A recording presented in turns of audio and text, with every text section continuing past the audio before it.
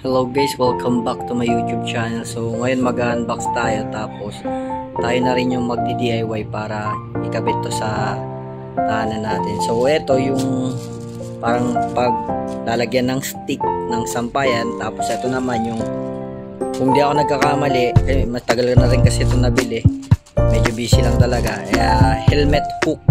So ikakabit natin to, i-unbox lang muna natin bago natin siya install guys.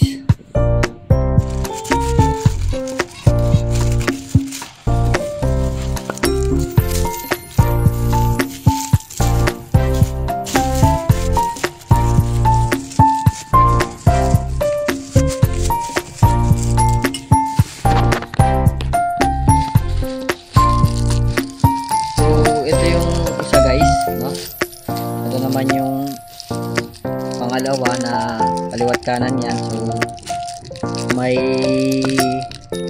kasama na siyang tox. So di na pala natin kailangan bumili ng tox kung may kasama na siya. Drill bit na lang kailangan natin. Tapos eto yung guys, yung isa naman helmet, para hindi nakakalat yung helmet natin guys. So yun, may hook na rin siya. So dalawa yan guys, kasi dalawa na yung helmet natin. So ang gagamitin lang natin dito, drill bit. So pupunta lang tayo sa hardware para bumili ng same size ng drill bit na ito para mas madali siyang ikabit, kasi pag malaki may hirap ikabit, maluwang. Ganun din dito, pero kung same size sila, isang drill bit na lang, tapos barena, tapos ikabit na natin guys. So yun, guys, itutuloy na natin. Ito yung ikakabit natin, DIY natin na DIY hook para sa helmet natin. So dalawa lang yung nabili ko, apat sana para kasama yung bike.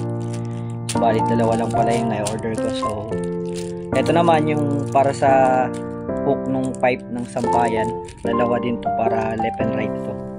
Tapos balik tayong hardware, bumili tayo ng tools, tsaka ito tornillas and cheese na tumalsik, tsaka ito drill bit. So ngayon nandito na guys yung ano natin, yung barena natin, tapos yung Phillips screw. Tapos yan guys, nag linya na tayo dyan. Ginawa natin siguro mga 40 cm lang yung diferensya nila para halos magkatabi na sila, para yung kapag mayroon ulit tayo nabili, susunod na yun hanggang dito, papunta na doon. So pansamantala i-drill ko na muna doon sa wall para makita nyo guys kung paano natin siya i-DIY.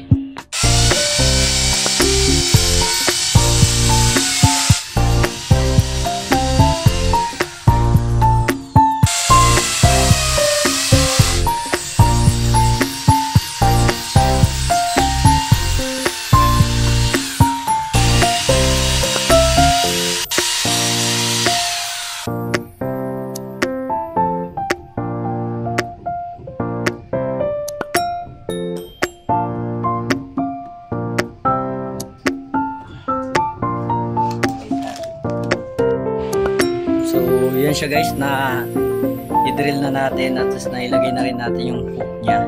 So ito, pakita ko lang sa inyo bago ko siya yan, ayan, halos pantay siya kasi minark ko siya ng pencil.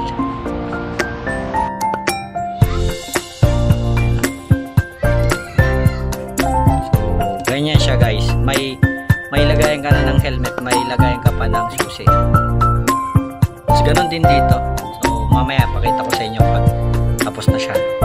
Ikabit ko na muna guys.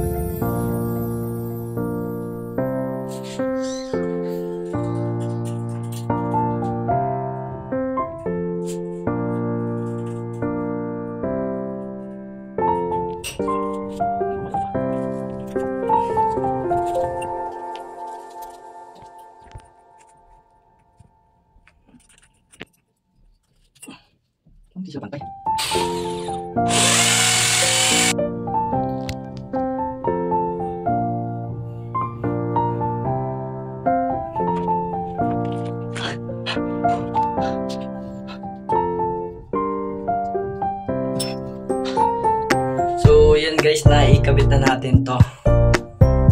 So, kung nagtataka kayo bakit yung isa itim, yan talaga ang ano niya. Pero, bumili lang ako nito just in case na tumalsik. So, yan siya guys. Ayun. So, yan, natapos na siya guys. May sampayan na tayo guys. So, yun guys, hanggang dito na lang ang ating DIY ng paggawa ng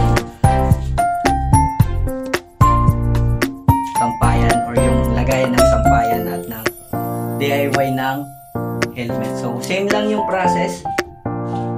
So, dalawa lang na pinagsama ko na siya sa isang video para isang turuan na lang guys. So, nowadays kasi kailangan na natin matuto guys kasi hindi pwedeng kung ano yung profession mo, yun lang yung dapat alam mo. Kasi kung ganyang bagay lang, tas magka-hire ka pa ng skilled, eh, nasa yun naman yan kung may pera ka. Pero kung saktuhan lang ang budget mo, mas maganda na ikaw na lang mag-DIY ka na lang. So, ikaw na ang gumawa, natuto ka na at alam mo pa kung paano. So hanggang dito na lang guys ang ating vlog. Kung nagustuhan nyo ang ating DIY